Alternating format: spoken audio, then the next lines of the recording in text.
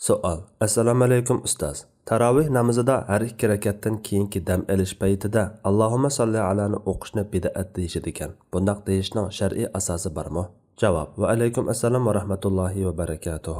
Tarovih namozida har ikki rakatdan keyin emas, har 4 rakatdan keyin durud aytish sunnat emas. Chunki Rasululloh sallallohu alayhi va sallam uni tarovihning 4 rakat oraliqida demagan. Shundaqla bu bid'atmi emas, balki joiz ham mustahabdir.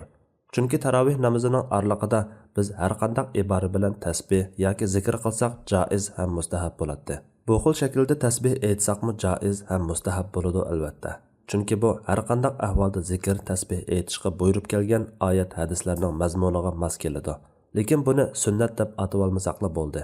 Imom Kasani mundaq deydi: Tarovih namozining mustahablaridan yana imom har 4 rakatni o'qib bo'lganida 4 rakat miqdori o'ldirib tasbih, tahlil, takbir va payg'ambar sallallohu alayhi va sallamga durud aytib duo qiladi.